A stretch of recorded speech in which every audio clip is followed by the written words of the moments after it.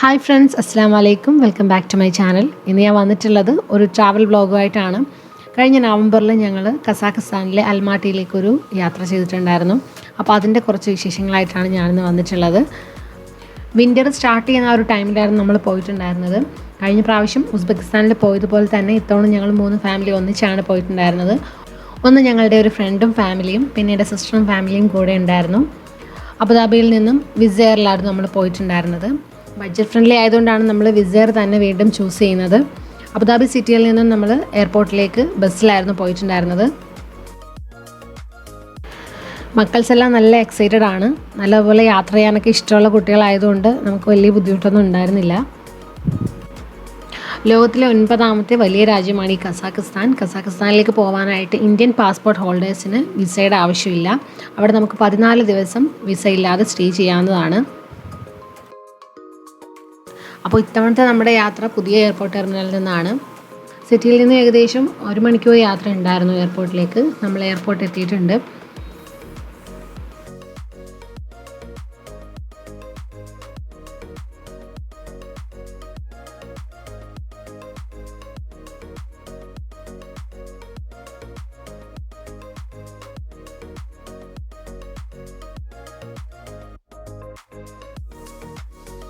അത്യാവശ്യം നല്ല വലിപ്പമുള്ള എയർപോർട്ടാണ്. ഒരുപാട് കൗണ്ടേഴ്സും ഒരുപാട് ഷോപ്സും കാര്യങ്ങളും ഒക്കെ അതിൻ്റെ ഉള്ളിലുണ്ട്. കുറച്ചധികം തന്നെ നമുക്ക് നടക്കാനായിട്ടുണ്ടായിരുന്നു. അത്യാവശ്യം തിരക്കുള്ളൊരു ദിവസമായിരുന്നു അന്നും. ഒരുപാട് കൗണ്ടേഴ്സൊക്കെ ഉണ്ടെങ്കിൽ തന്നെയും നല്ല തിരക്കുള്ള ദിവസം ആയതുകൊണ്ട് കുറച്ച് ടൈം എടുത്തു ഇമിഗ്രേഷനൊക്കെ കഴിയാനായിട്ട്.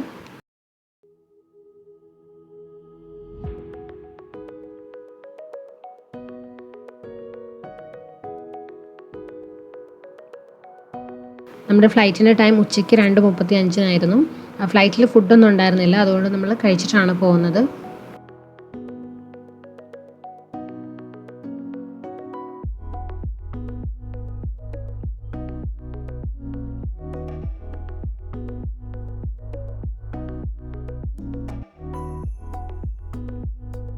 സജീർക്കയും സിറാജിക്കയും ലോഞ്ചിൽ പോയിട്ടാണ് ഫുഡ് കഴിച്ചത്. ഞങ്ങൾക്കുള്ള ഫുഡ് അവിടുന്ന് ഓർഡർ ചെയ്ത് കഴിക്കായിരുന്നു. ഫുഡ് കഴിക്കാൻ പോയി. ഇതെൻ്റെ സിസ്റ്ററിൻ്റെ മോളാണ്. ഇവള് ഒരു കുഞ്ഞ് യൂട്യൂബറാണ്. എൻ്റെ കഴിഞ്ഞ വീഡിയോസിലൊക്കെ നിങ്ങൾ കണ്ടിട്ടുണ്ടായിരിക്കും. കുട്ടികൾക്ക് ഇഷ്ടമുള്ള ഫുഡൊക്കെ തന്നെയാണ് നമ്മൾ ഓർഡർ ചെയ്തത്. ഫ്രൈഡ് ചിക്കനും പിസ്സയും ഒക്കെ ആയിരുന്നു ഓർഡർ ചെയ്തിട്ടുണ്ടായിരുന്നത്.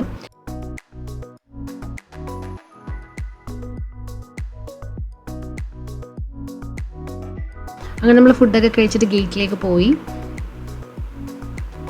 ബോർഡ് ചെയ്യാൻ ടൈം ആയിട്ടുണ്ടായിരുന്നു.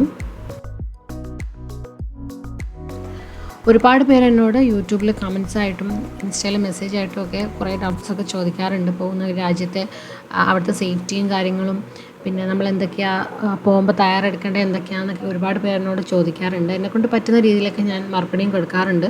അപ്പോൾ നിങ്ങൾക്കും കസാഖിസ്ഥാനിലേക്ക് ഇപ്പോൾ പോകാനായിട്ട് ഇൻട്രസ്റ്റ് ഉള്ളവരാണെങ്കിലും അപ്പോൾ ഡൗട്ട്സ് എന്തെങ്കിലും ഉണ്ടെങ്കിൽ നിങ്ങൾക്ക് എന്നോട് ചോദിക്കാം. എൻ്റെ ഇൻസ്റ്റയിൽ മെസ്സേജ് ചെയ്താൽ മതി. അതുപോലെ തന്നെ യൂട്യൂബിൽ കമൻ്റായിട്ടും ചോദിച്ചാൽ ഞാൻ റിപ്ലൈ തരുന്നതായിരിക്കും.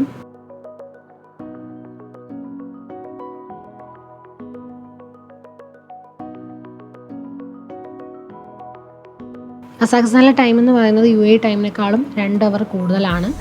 നാട്ടിലെ ടൈമിൽ വെച്ച് നോക്കുകയാണെങ്കിൽ അരമണിക്കൂർ കുറവാണ്. Emergency exits are marked with exit signs. تحمل مخارج طوارئ ولا مخرج. ونسألكم emergency exits بين الطائرة يوجد 8 مخارج طوارئ.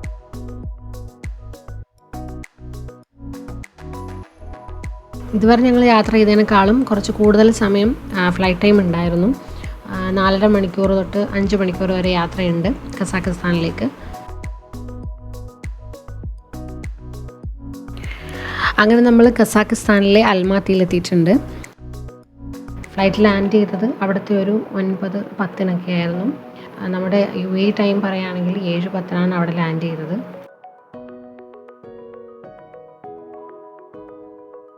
ഞങ്ങളെ അവിടെ ഹോസ്റ്റ് ചെയ്തിട്ടുണ്ടായിരുന്നത് അൻസിലായിരുന്നു. അൻസിലിൻ്റെ ബ്രദർ റാഷിലും അവിടുത്തെ MBBS സ്റ്റുഡൻസ് ആണ്. അപ്പോൾ നമുക്ക് വേണ്ട എല്ലാ കാര്യങ്ങളും ചെയ്തു തന്നത് അൻസിലായിരുന്നു. അപ്പോൾ കസാഖിസ്ഥാനിലേക്ക് പോകാൻ ആർക്കെങ്കിലും ഇൻട്രസ്റ്റ് ഉണ്ടെങ്കിൽ അവരുടെ ട്രാവോ കസാഖ് എന്ന് പറയുന്ന ഇൻസ്റ്റാഗ്രാം പേജിൻ്റെ ലിങ്ക് ഞാൻ ഡിസ്ക്രിപ്ഷൻ ബോക്സിൽ കൊടുത്തേക്കാം. നിങ്ങൾക്ക് കോൺടാക്റ്റ് ചെയ്യാവുന്നതാണ്.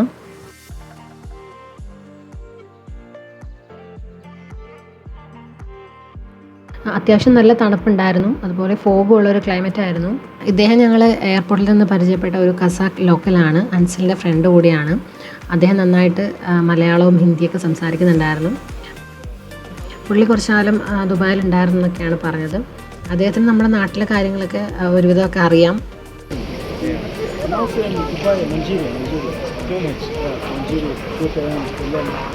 We used to come there in Dubai. Yeah, I was in Dubai. You're not from Kazakhstan? Yeah. Kerala small, but too much population. Correct. Yeah. Kazakhstan, all Kazakhstan 20 million. Correct. But Kerala is more than that. Kerala is like 30, I think. Yeah, correct. Our country is, my homeland from here. अब हिंदी आते हैं? हम यहाँ से हमारा घर तक 4,000 kilometre, 3,800. What is the name? Alatau, Jitbai, ഞങ്ങൾ സ്റ്റേ ചെയ്യാൻ പോകുന്ന ഒരു അപ്പാർട്ട്മെൻറ്റിലാണ്. അപ്പോൾ അവിടേക്ക് പോകാനുള്ള ടാക്സി ബുക്ക് ചെയ്യാണ് അൻസിൽ. നമ്മുടെ ടാക്സി വന്നിട്ടുണ്ട്. അതായത് ഇവിടെ കസാഖിസ്ഥാനിൽ മെയിനായിട്ട് ടാക്സി കാര്യങ്ങൾക്കൊക്കെ വിളിക്കാൻ വേണ്ടിയിട്ടുള്ള ആപ്പാണ് ആൻഡെക്സ്. പിന്നെ വേറെ ഉള്ളത് ഊബർ ഉണ്ട്, പിന്നെ അതേപോലെ ഇൻഡ്രൈവറും ഉണ്ട്. ആൻഡെക്സ് ആകുമ്പോൾ ഒന്നും കൂടെ ചീപ്പ് കാര്യങ്ങളാവും. പിന്നെ 24 ഹവറും നമുക്ക് അവൈലബിൾ ആയിട്ടുള്ളൊരു ടാക്സി ആപ്പാണ്. അവിടെ നമ്മൾ വണ്ടി റെൻറ്റിനൊന്നും എടുത്തിട്ടുണ്ടായിരുന്നില്ല, കുറച്ച് എക്സ്പെൻസീവാണ് റെൻറ്റിന് വണ്ടി കിട്ടാനും. അതുപോലെ ഇത്രയും ആൾക്കാരുള്ളത് കൊണ്ട് ഒരു വണ്ടിയിൽ എല്ലാവർക്കും ട്രാവൽ ചെയ്യാനും പറ്റില്ല. അപ്പോൾ നമ്മൾ ടാക്സി ബുക്ക് ചെയ്തിട്ടാണ് ഓരോ സ്ഥലത്തേക്കൊക്കെ പോകുന്നത്.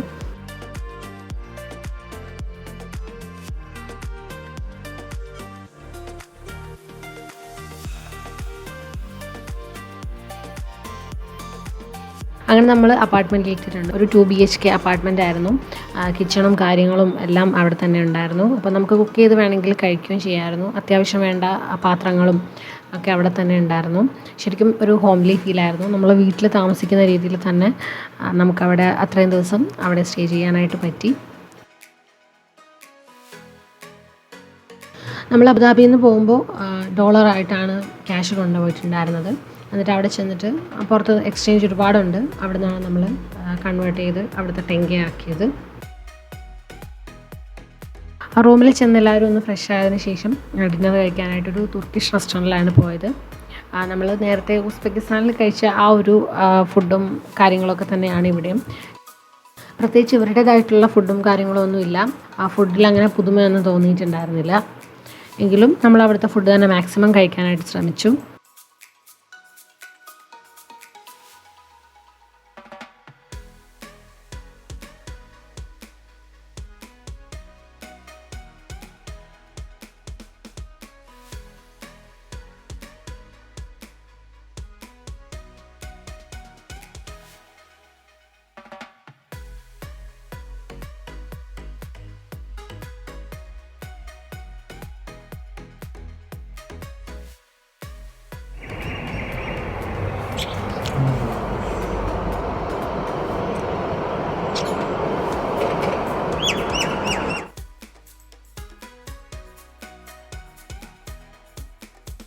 രാവിലെ തന്നെ ഒരു കോഫിയൊക്കെ ഇട്ട് കുടിച്ച് ആ ബാൽക്കണിയിൽ നിൽക്കാൻ നല്ല രസമായിരുന്നു. നല്ലൊരു വ്യൂ ആയിരുന്നു ബാൽക്കണിയിൽ.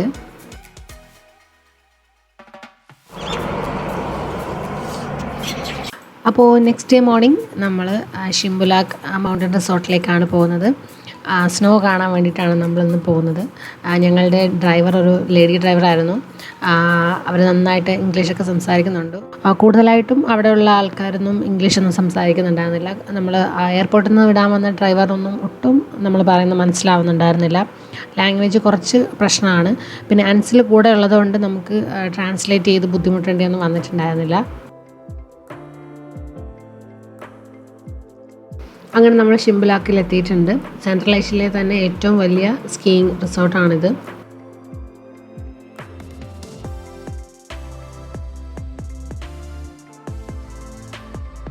ഷിംബുലാക്കിൽ ചെന്നിട്ട് മൗണ്ടൻ ടോപ്പിലേക്ക് പോകുന്നത് കേബിൾ കാർ വഴിയാണ്. അപ്പോൾ കേബിൾ കാറിൽ കയറാൻ വേണ്ടിയിട്ടുള്ള ടിക്കറ്റ്സൊക്കെ നമ്മൾ എടുത്തിട്ടുണ്ട്. അഡൾട്ട്സിന് ഒരാൾക്ക് 5000 ടെങ്കയും കിഡ്സിന് 2500 ടെങ്കയാണ്. അപ്പോൾ ടിക്കറ്റ്സൊക്കെ എല്ലാവരും സൂക്ഷിച്ച് വെച്ചോളാൻ അൻസിൽ പറഞ്ഞിട്ടുണ്ടായിരുന്നു. അപ്പോൾ തിരിച്ചിറങ്ങണമെങ്കിലും ഈ ടിക്കറ്റ്സ് കാണിക്കണം.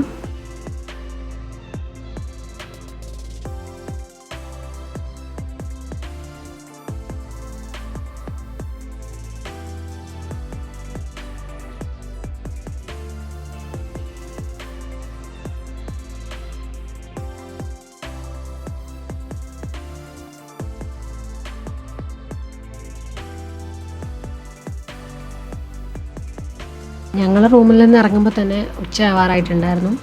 ഞങ്ങൾ ലൈറ്റായിട്ട് ബ്രേക്ക്ഫാസ്റ്റൊക്കെ കഴിച്ചിട്ടാണ് ഇറങ്ങിയിട്ടുണ്ടായിരുന്നത്. ബ്രെഡ് ന്യൂട്ടല്ല അങ്ങനത്തെ ഐറ്റംസൊക്കെയായിരുന്നു കഴിച്ചിട്ടുണ്ടായിരുന്നത്. അപ്പോൾ ചെറുതായിട്ട് വിശക്കാനൊക്കെ തുടങ്ങിയിട്ടുണ്ട്. ഞങ്ങൾ അബുദാബിയിൽ നിന്ന് വരുമ്പോൾ തന്നെ കുറച്ച് അച്ചപ്പവും അങ്ങനെ കുറച്ച് സ്നാക്സൊക്കെ കൊണ്ടുവന്നിട്ടുണ്ടായിരുന്നു. അതൊക്കെ ഞങ്ങൾ അവിടെ നിന്ന് കഴിച്ചു. ഇനി നമുക്ക് ലഞ്ചൊന്നുമില്ല, ഡിന്നർ മാത്രമേ ഉള്ളൂ. അതുകൊണ്ടാണ് നമ്മൾ സ്നാക്സൊക്കെ കഴിച്ച് അങ്ങനെ ഇരുന്നത്.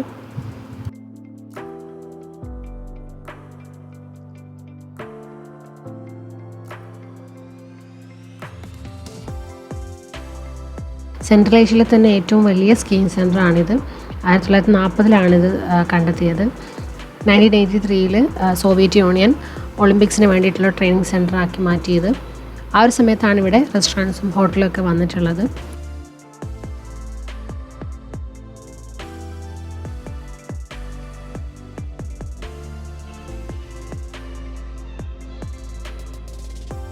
നമ്മൾ കയറിയ ഒരു കേബിൾ കാർ ഒരു സ്റ്റേഷനിൽ എത്തിയിട്ടുണ്ട്. ആ സ്റ്റേഷനിൽ ഇറങ്ങിയതിന് ശേഷം ഇനി മേളിലേക്ക് പോകണമെങ്കിൽ വേറെ കേബിൾ കാറിലേക്ക് മാറി കയറണം. അങ്ങനെ നമ്മൾ മേളിലേക്ക് പോവാണ്. മേളിലേക്ക് പോകുന്തോറും തണുപ്പ് കൂടിക്കൂടി വരും. നമുക്ക് അതിനുള്ളിൽ ഇരിക്കുമ്പോൾ വലുതായിട്ടൊന്നും ഫീൽ ചെയ്യില്ല. ടോപ്പിലെത്തിക്കഴിയുമ്പോഴാണ് നല്ല ശരിക്ക് തണുപ്പുണ്ടായിരുന്നു. നമ്മൾ പോയത് നവംബർ ഡിസംബർ സ്റ്റാർട്ടിങ്ങിലായിരുന്നു പോയിട്ടുണ്ടായിരുന്നത്. അത്യാവശ്യം നല്ല സ്നോ ഉണ്ടായിരുന്നു, നല്ല തണുപ്പുണ്ട്.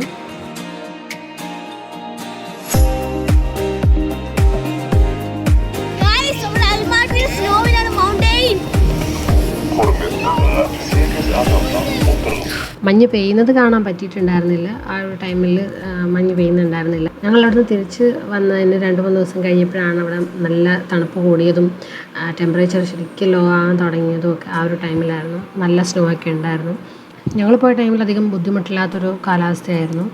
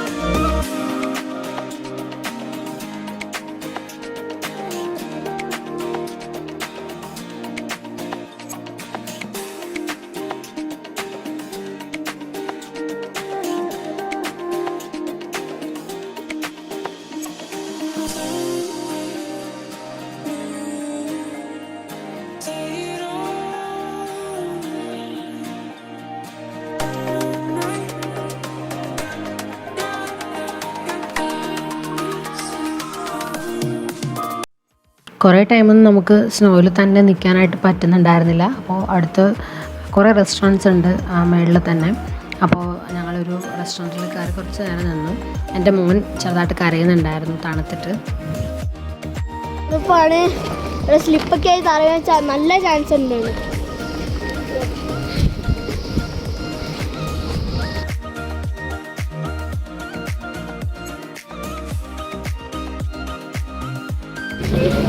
Jimmy, Jimmy, acha, acha, acha, Jimmy, Jimmy, Jimmy, acha, acha, acha, acha, Remini pass.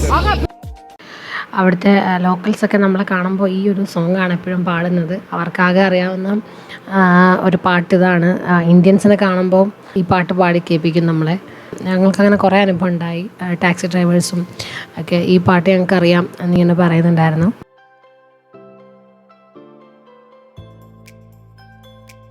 അത്രയും സമയം ആ തണുപ്പത്ത് നിന്നിട്ട് എല്ലാവരും ഒന്ന് ചൂടാകാൻ വേണ്ടിയിട്ട് നല്ല ചൂട് കോഫിയൊക്കെ കുടിക്കാനായിട്ടൊന്ന് കയറി. അവിടെ തന്നെ ഉള്ള റെസ്റ്റോറൻറ്റിൽ കയറിയിട്ട് നല്ല ചൂട് കോഫിയൊക്കെ കുടിച്ചു. കുറച്ച് സമയം ഒന്ന് അവിടെ ഇരുന്നു.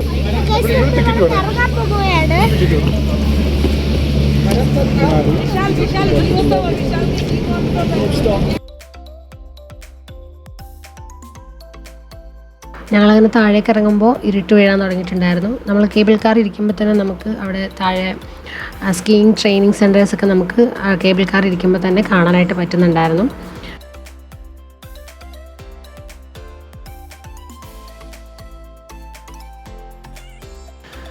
അങ്ങനെ നമ്മൾ ഷിംബുലാക്കിൽ നിന്ന് ഇറങ്ങി ഇനി നമ്മൾ നേരെ റെസ്റ്റോറൻറ്റിലോട്ടാണ് പോകുന്നത്.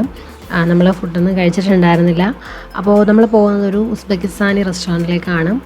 അവരുടെ ട്രഡീഷണൽ ആയിട്ടുള്ള രീതിയിലൊക്കെ ഒരു ഡെക്കറേഷനൊക്കെ ചെയ്ത് ഒരു റെസ്റ്റോറൻ്റ് ആയിരുന്നു അത്. കുറച്ച് കോസ്റ്റ്ലി ആയിരുന്നു ഫുഡ്, എങ്കിലും കാണാൻ നല്ലൊരു ആംബിയൻസ് ആയിരുന്നു അതിനുള്ളിൽ.